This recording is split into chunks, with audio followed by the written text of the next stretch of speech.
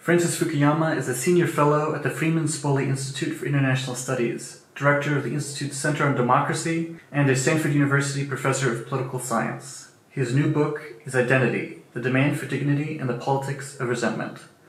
Professor Fukuyama, thank you for joining us. Sure. In The End of History, you wrote of liberal democracy conquering rival ideologies to emerge as the final form of human government. But in recent years, we've seen a retreat in democracy around the world. Was your thesis in The End of History premature? Well, you have to understand the thesis properly. So the question is, what lies at the end of a broad process of development or modernization? That's the meaning of the word history. And, my observation was that people had expected it to terminate in communism. This was the Marxist hypothesis, and that this really didn't seem to be panning out, and that if there was an endpoint, it was going to be something like liberal democracy tied to a market economy. And I still think that that's the overall direction. We moved from the 1970s through the early 2000s from about 35 to maybe 115 democracies around the world. So there was a big movement in that direction, but right now there's no question that we're moving in in the wrong direction, and there's been a retreat. What we don't know at the moment is whether this is something that's going to lead to the emergence of a real alternative to liberal democracy, or whether this is more like a stock market correction where you have an overall direction. There's a big setback, but we recover, and that's something I think is we'll just have to see what the answer to that is.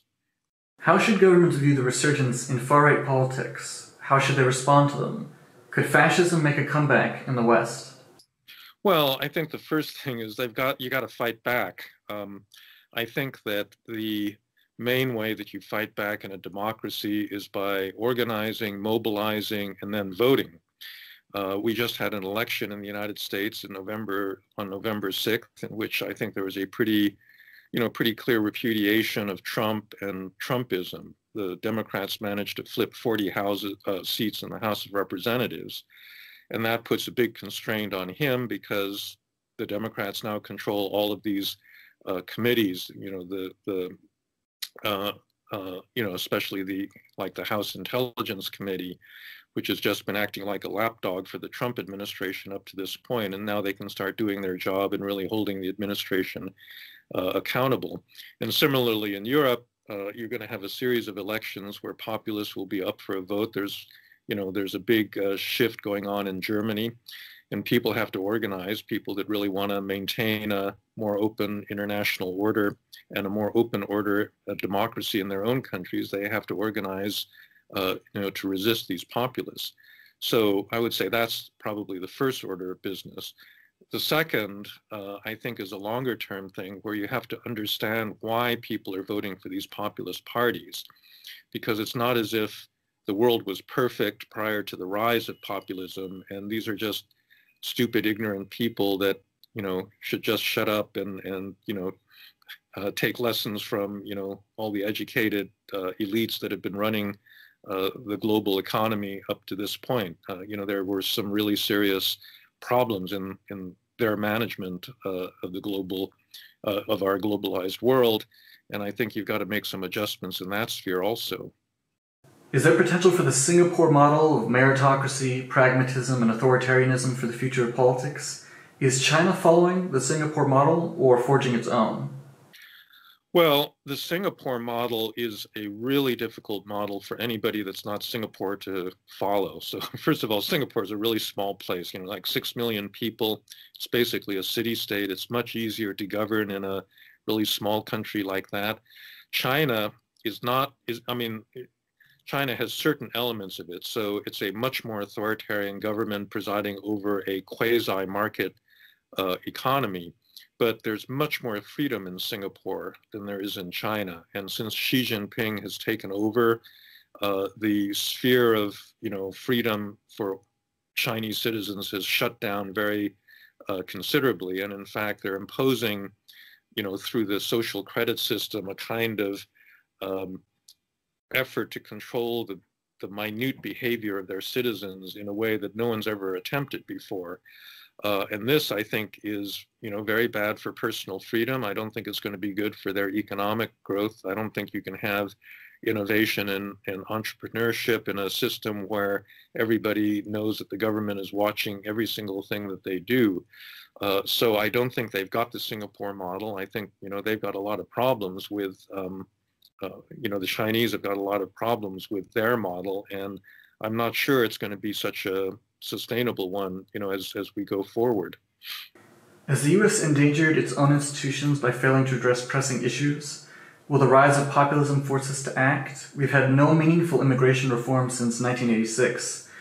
Hillary Clinton recently called for limiting immigration in Europe, principally because it is fueling populist far-right movements. Well, the immigration system in both the United States and Europe has got a lot of problems.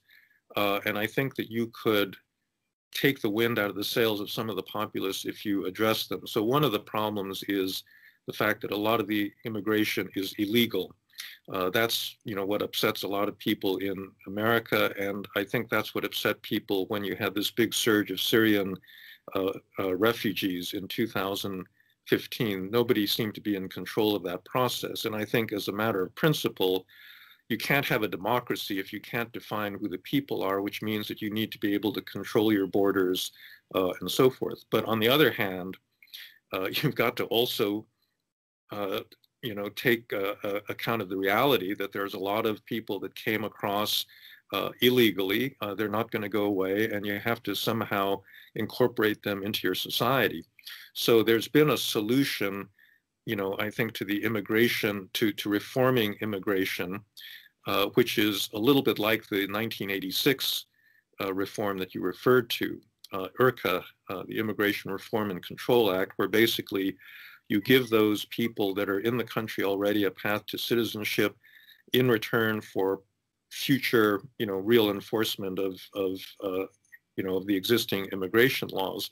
The problem is that it's not that you can't do this, but there's people dug in on both sides in this country that simply don't want one or the other sides of the bargain. So there's some people that simply don't want to give what they call amnesty to undocumented migrants. And there are people on the left, quite frankly, that don't think it's important to enforce existing immigration laws. And so that's really the thing that's been keeping us from getting to what I think is the only possible sensible solution to this problem. How do aging populations and low birth rates across the first world play into identity politics? Presumably, they are exacerbating the immigration issue. Is there any sort of policy response that governments can enact to deal with this? Well, you see this problem the most vividly in Asia, where Japan, South Korea, Taiwan, Singapore, all of these countries have fertility rates that are way below replacement. Replacement is like 2.2, 2.3. In the greater Tokyo area, the fertility rate is under 1. They're losing about 700,000 people, 700,000 more people die every year than are born. So the population decline, is very dramatic, and they could really solve this problem if they permitted greater immigration. On the other hand, most of those Asian societies are very homogeneous ethnically. They are not used to having lots of immigrants, and quite frankly, there's a lot of ethnic prejudice in all of those countries, and so it's not an easy thing for them to deal with. Part of the reason you haven't had these backlash right-wing parties in Asia is that they basically don't permit immigrants. I think that what they've got to do, they do have to open up, and in fact, Japan has been very quietly taking more immigrants over the last few years just because their labor shortage problem is so severe. But they have to, they have to do the same thing that everybody has to do that takes immigrants. They have to figure out how to integrate them into their society so that, they accept the basic terms of the social contract. You can have diversity, but it has to be, diversity that's framed within a broader acceptance of the, the social values of the society. It's hard to do, but I do think because of declining fertility, they're really going to have a big, big problem maintaining their standard of living if something like this doesn't happen.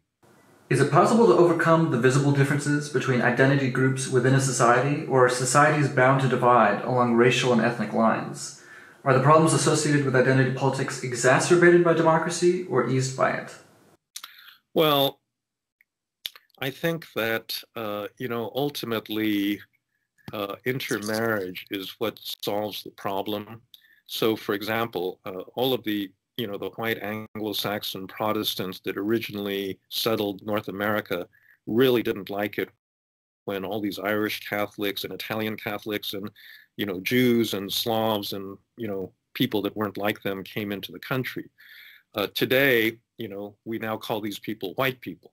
And, those kinds of prejudices aren't so important. Like, the Germans during World War I had to almost disappear as an ethnic group because there was so much hostility due to the war against Germany. But, what's happened is that most people that are white in the United States, trace their ancestry to a whole variety of different European countries. And so those, ethnically, those differences don't matter anymore. I sort of think that what's going to happen is that will gradually start taking place in the United States. There'll be more intermarriage, and so there'll be more people that are of mixed race. That number the percentage of those kinds of people keep rising in the United States every single year.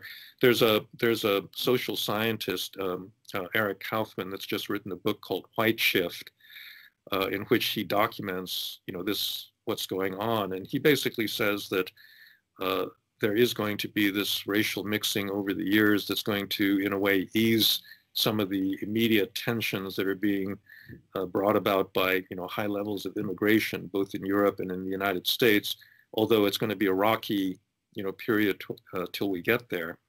The other thing to say is that, visible racial and ethnic differences are actually never going to completely go away. And the solution to that, I don't think we have to accept the fact that it's inevitable. I think that's why you have social norms. You have social rules that say that you shouldn't take those kinds of visible differences into account. You shouldn't stereotype people.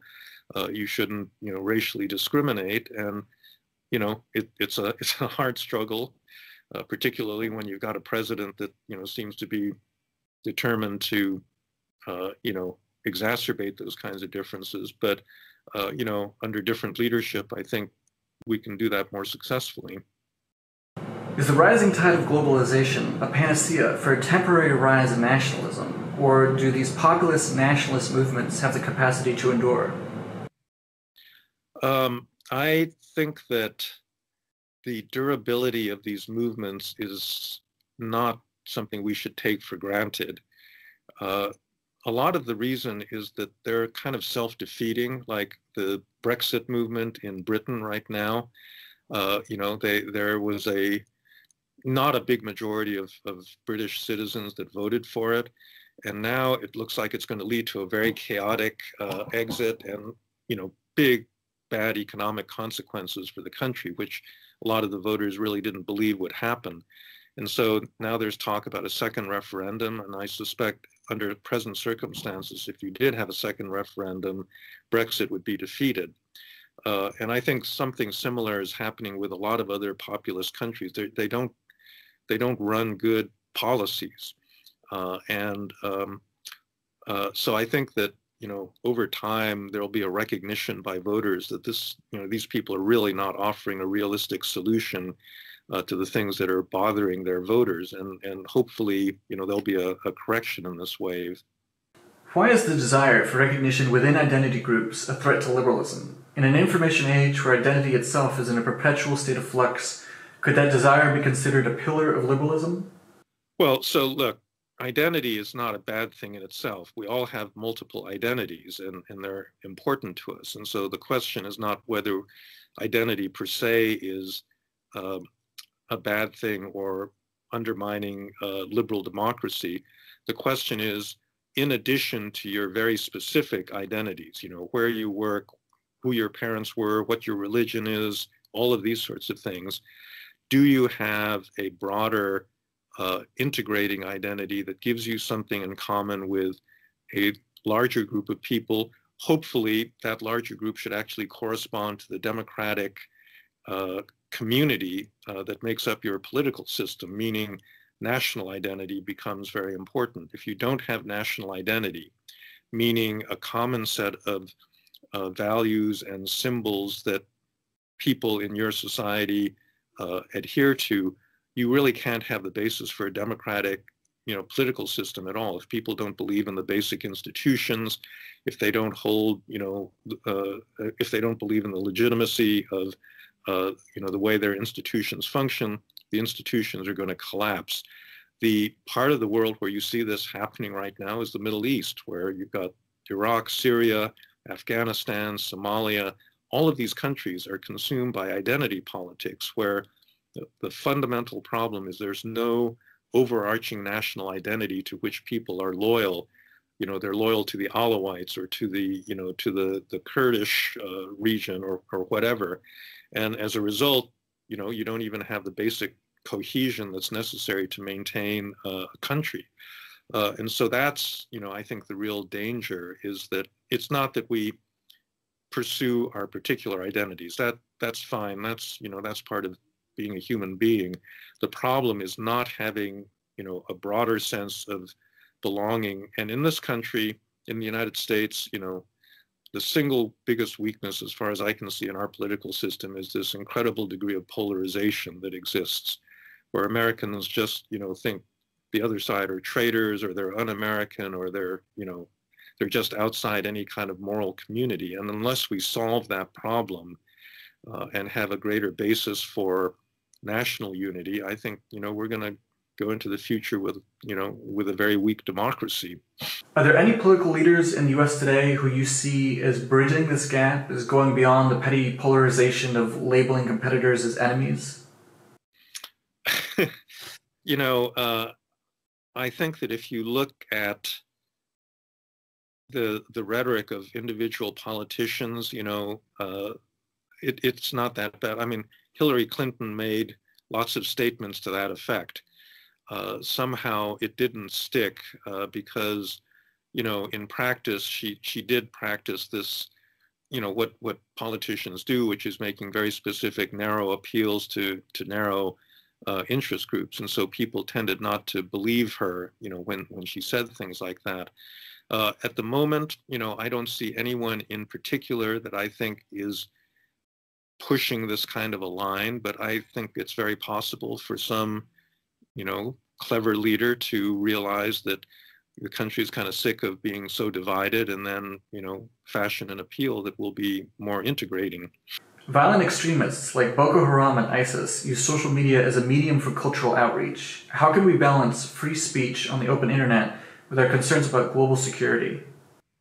So that's a really complicated problem. I think that the big internet platforms today are being asked to essentially be editors, to restore, what newspapers and television routinely did, which is to curate the content that appears on their platforms. They already do that with regard to, pornography and, cyberbullying and certain forms of hate speech. The problem really, as I see it, is that Facebook and Google are so large that between the two of them, they act as quasi-monopolies, not just in the United States, but globally, so that the decisions that they make have these tremendous consequences, not, across many different countries. And that's really a public function. So you've got two solutions. Either you can try to regulate them, you can try to regulate the way that they moderate content, or you can make them smaller, because if we had more competition in the internet domain, I think that it wouldn't matter if you didn't like the way that Facebook was editing, your post, because you could go to some other app that would, reach a similar number of people. Now, between these two, that is to say, government regulation and more competition, I prefer more competition. But that still requires the government taking some serious, action with regard to antitrust, because I think we've kind of been asleep at the wheel. Tim Wu has just written a book about this where he, I think, makes some very good arguments about how, I mean, it's not just in the internet domain, it's across the whole economy, but we've just allowed certain companies to get too large where they exert, way too much influence over politics, culture, and so forth. And so I think we really need to, to correct that. Is a trend away from classical liberalism due to the moral bankruptcy of the economic man who you wrote about in The End of History? And is this predilecting us to future authoritarianism or despotism, as Carroll Quigley put it many years ago? Well, this narrow economic version of human behavior it's still important. People respond to incentives. So when the Chinese decollectivized their agriculture and allowed peasants to keep their earnings, agricultural productivity doubled in 4 years, right? So there are reasons for paying attention to this economic view of human motivation, because incentives matter and so forth.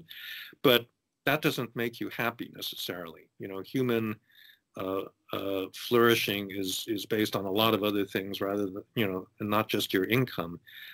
And one of the most important things is community. It's really, people that you have a social connection to, and a lot of identity politics is driven by this desire for community, that we want deep connections with people. And so I think that that's one of the problems in a liberal society, that you're told, okay, you're a free, independent human being, now go make your own life. And people say, wait, I'm supposed to do this all by myself. I feel lonely, I feel isolated, and so forth. And that, I think, is what drives us into, civil society. There's a good form of that, but there's also a bad form where, what drives you into fellowship with other people is hatred or distrust of others outside of your group. And I think we're getting more of that latter form of association, in recent years than the good form, which is, a more positive form of sociability. You've expressed support for a national service program in the past. What kind of program would you suggest for the U.S.? Should this be voluntary? Who should serve? And would you support a federal job guarantee? Well, the idea is a kind of national service that would, first of all, send the signal that as a citizen of this country, you don't just have rights. It's not, you're not just expecting the government to give you stuff.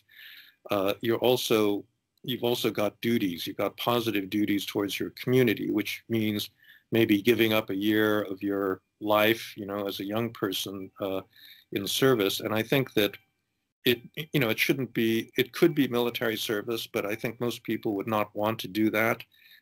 You'd have to have some kind of civilian service. But part of the point is not just a guarantee of a job. It is actually creating a place like the military today, where people from different regions, social classes, ethnic groups, racial groups actually come together to do something in common.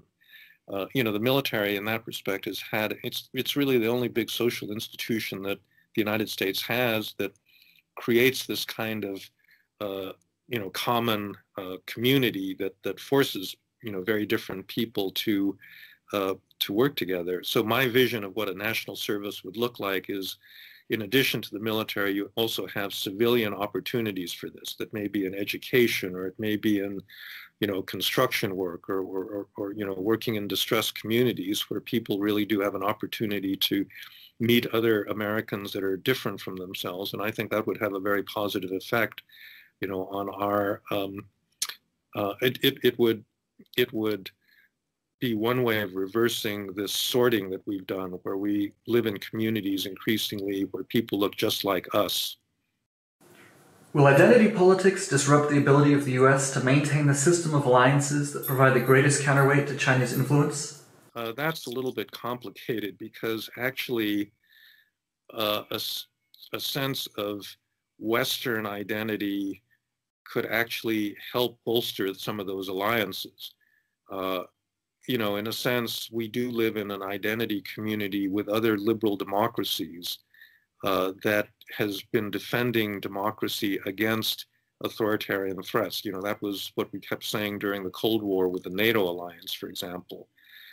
And China is a country that doesn't share a lot of those values. You know, they're an authoritarian country. They're becoming more authoritarian as time goes on. They're using, you know, their power in ways that, you know, both interfere in our freedoms and, you know, the freedoms of other countries around the world. And so in that sense of common democratic identity may actually be the basis for, you know, for an alliance that would resist this kind of Chinese power. To what extent do you think John Mearsheimer's structural realism has turned out to be right in the cases of China, Russia, Turkey, Iran? And to what extent has your side turned out to be mistaken? So I should start this by saying that John Mearsheimer is a really old friend of mine. We've known each other since graduate school. And in my opinion, he's right about every other time. You know, so he's been right about certain, you know, certain kinds of issues. You know, during the Cold War, he had the opinion that the Soviet threat was not nearly as great as it was, and he turned out to be right about that. I think that he was fundamentally right about how, you know, the 2003 Iraq War was a big mistake. That, you know, using American power in that form was really, you know, the wrong thing to do.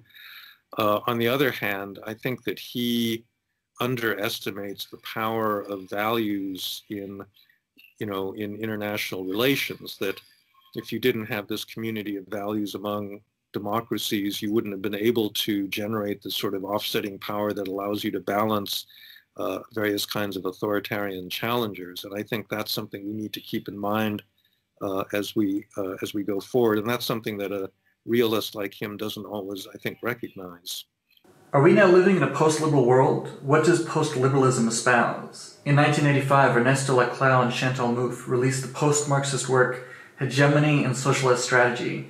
Do you see any lessons in their antagonisms, given how you've written on identity politics? Well, I think it's way too early to say that we're in a post-liberal world, because it's true that you've got these populist movements and pushback against certain forms of liberalism.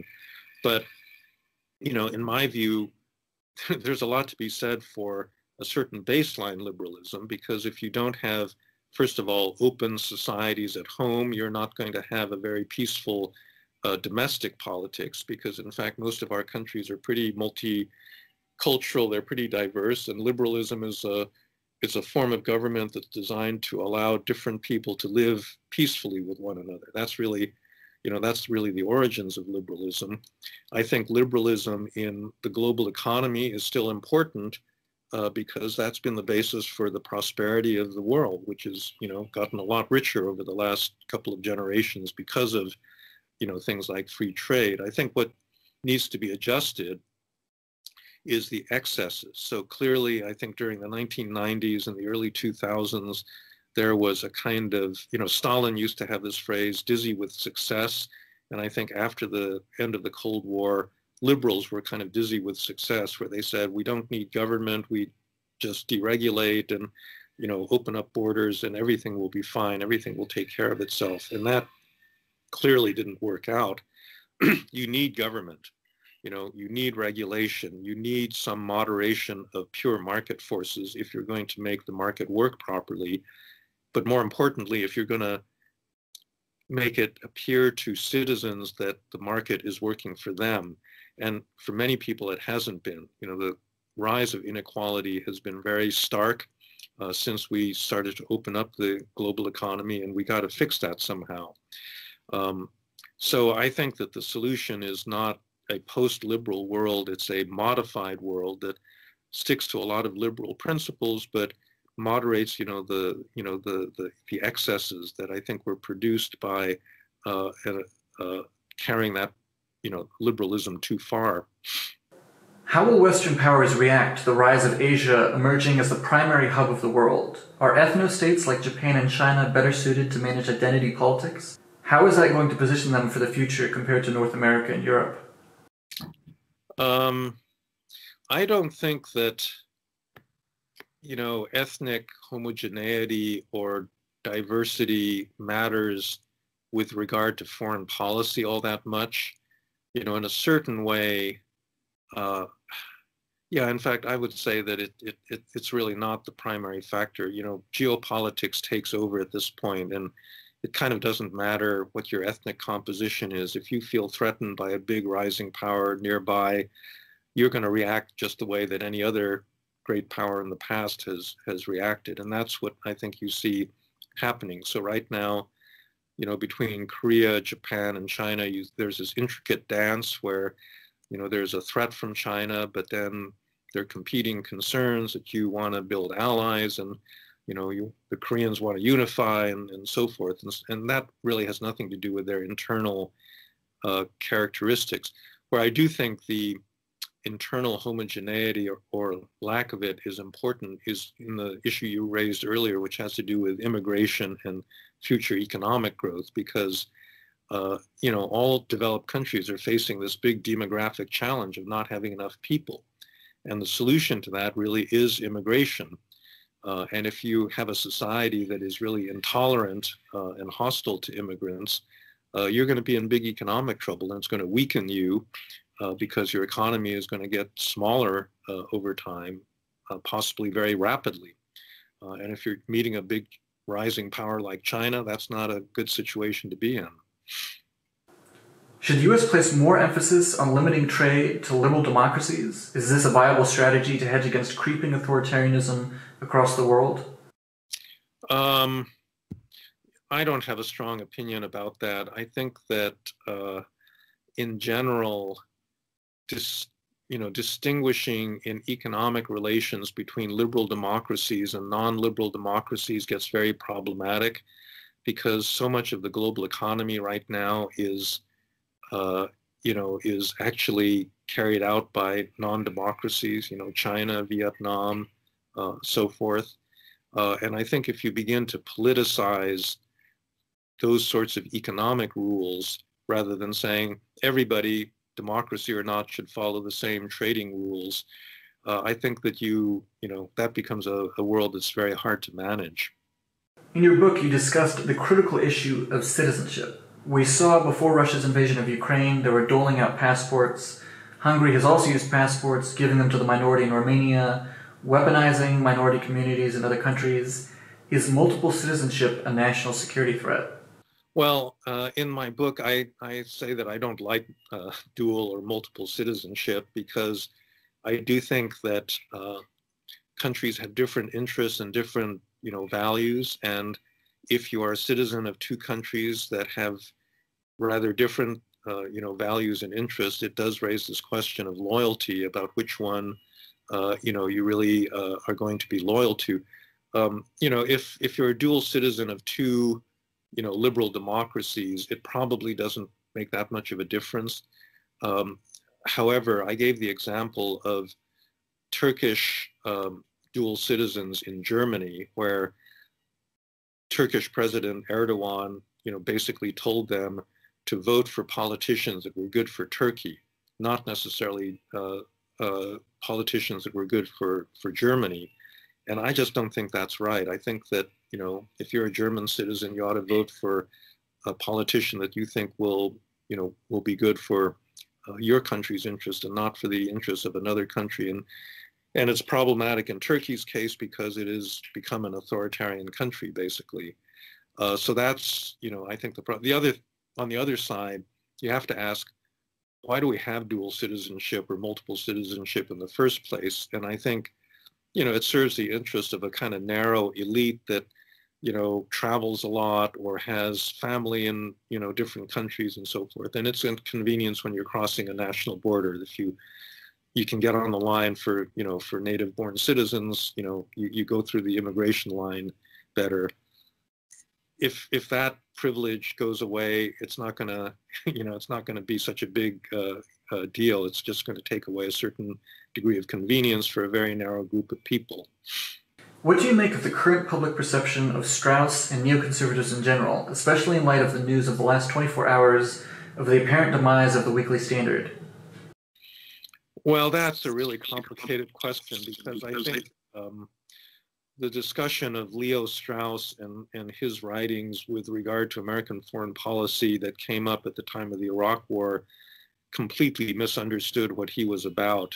I don't think that, there is any particular connection between his thought and launching the Iraq War.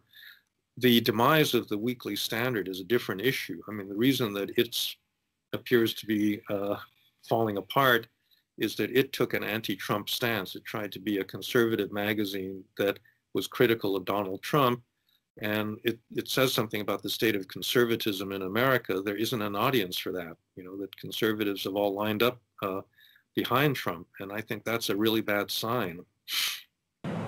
Even as China has opened its markets, it appears to have become more authoritarian, not less. Is China now a strong ideological contender whose model can be exported? I think that the Chinese model can only be exported to countries that are culturally Confucian. The Chinese model is very distinctive because they have a long history of meritocratic bureaucracy with a big emphasis on education as a route into public service. That's been in part of Chinese culture for, more than 2,000 years. And so, Japan, Korea, Taiwan, Singapore, all of these countries that share in that Confucian heritage, I think can adopt parts of the China model. But once you get further away from that, it's pretty hard because other countries have other cultural traditions that don't emphasize meritocracy, centralized bureaucracy, education to nearly the same extent that Chinese culture does. And it's going to be really hard to export the China model to countries like that.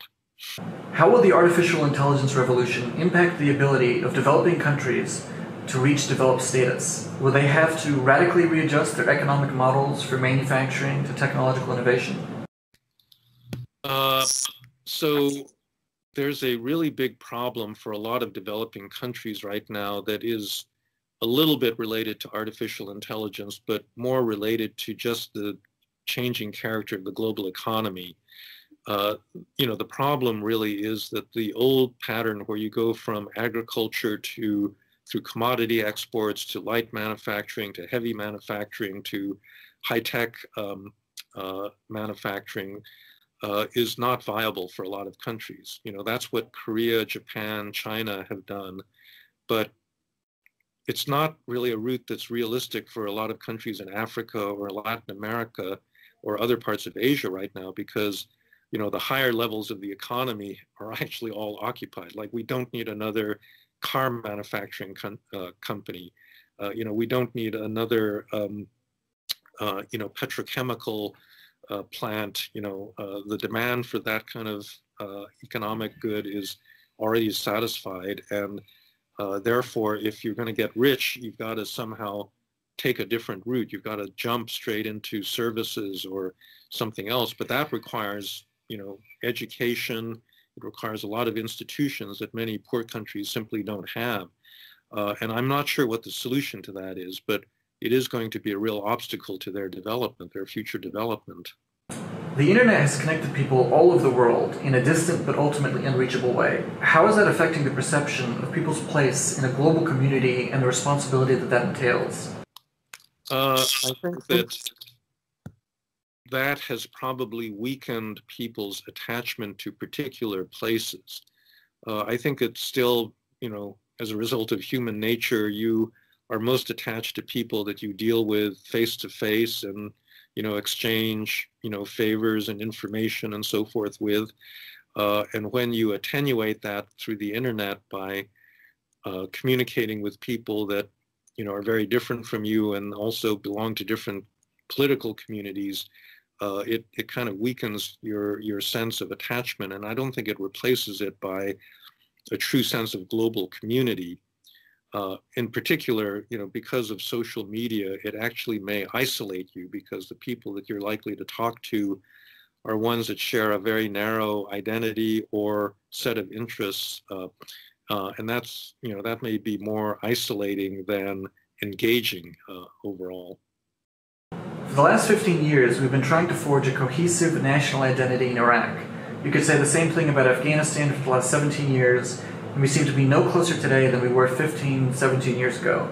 Where did we go wrong? Is there any solution that preserves Iraqi sovereignty?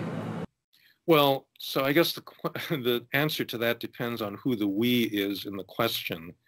If the we is the United States, then I would say a foreign country like the United States cannot create national unity. That can only be done by people, by leaders, by civil society within the country itself. Foreigners cannot invent a national identity and impose it on another country. If the we refers to the national leadership of the countries in question, then it's something that they could have done. But I think a lot of them found it much easier to appeal to their own narrow identity groups rather than to try to create an overarching sense of identity. You need a kind of visionary leader to be able to forge these broader identities. And I think that one of the tragedies of these countries is that no such leader has really emerged.